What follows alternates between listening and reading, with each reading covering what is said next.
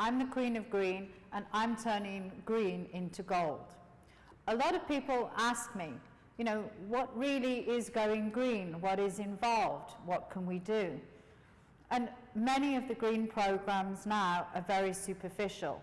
Maybe it's about changing the bulbs to energy efficient bulbs or using a solar panel.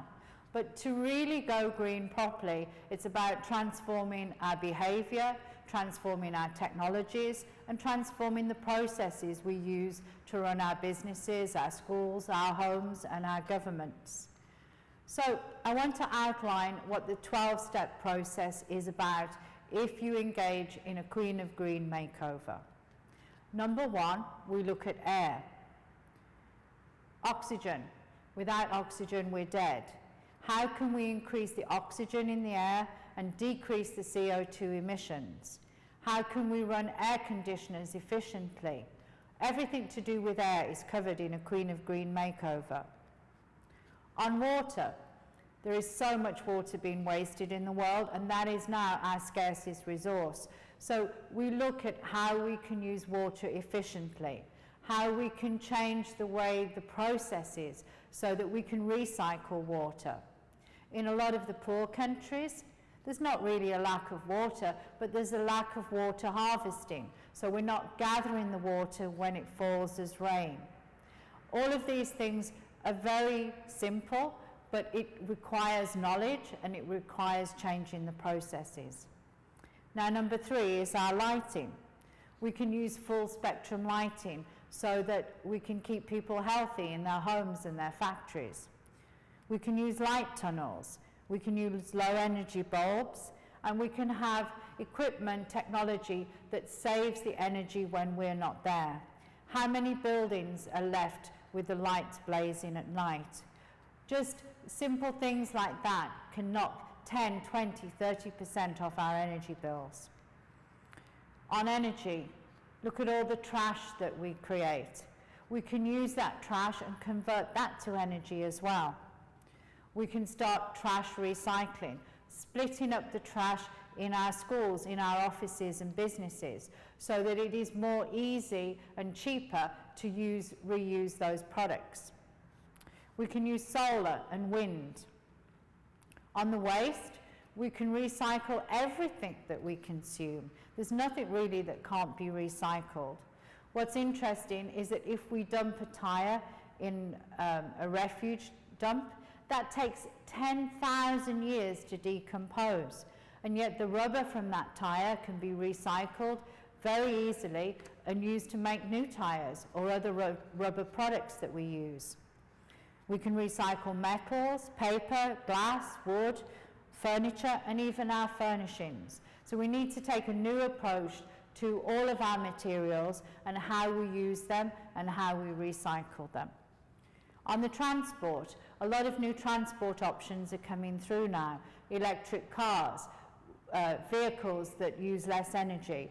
These are the things that we shouldn't just be saying, oh, that's interesting when we read a magazine article, but it's something we should be putting into practice in our own lives. Number 7 is our household. Just by changing the detergents we use for our laundry, changing the cleaners, changing the equipment, we can save a lot of cost and a lot of harmful chemicals that we're releasing into the environment.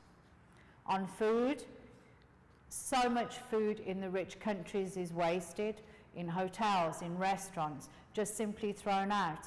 With that food, we can feed the poor, we can feed the homeless. We need policies in cities and countries to make sure that if the wealthy have food and the poor have no food, that we can connect that supply and demand together. It doesn't take a lot of energy, it just takes some innovation and some compassion put into action. On fabrics, right?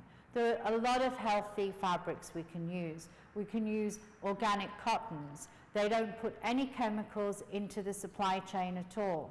We can use linens, we can use the flaxes and the silks. There are many natural fabrics that are healthier for our body, that look beautiful, and that can create dresses like I'm wearing now. So with that innovation and imagination, we can have a whole fashion industry based on healthy and green fabrics. For bedding, the number of towels that are used in hotels, the number of sheets that are used, and the detergents and the cottons and the fabrics used for that, we can take a much more enlightened approach to having those in a very healthy way. In our gardens, we should be using every drop of water. So instead of any water going down the drain, we should be recycling that by filtering it and then using the grey water to grow crops in our gardens. For one hotel, I'm putting a herb garden on the roof and recycling the grey water so that the chef can grow vegetables in the hotel's gardens. This is an urban hotel in the middle of one of the top cities in the world, but the chef is enlightened, and these are the things that he can do even in the middle of a city. Our fertilizers, our seeds, our crops, our flowers and herbs, we can take a much more profound approach for our food security by growing food where we are and not transporting it hundreds or thousands of miles away. On materials, ceramics, glass, plastics, paints, tiles and carpets, we can take a much healthier approach to what we buy, what the materials are, how we consume those materials, and then how we recycle them. Every material that we use can be recycled in a positive way. On furnishings, bathroom fittings, furniture. On furnishings, the metals that we use for our bathroom fittings, the processes we use to do. On furnishings, bathroom fittings, furniture, or when you go and buy something, ask what the material is, ask how the material was made, ask how you can recycle that material and use it effectively.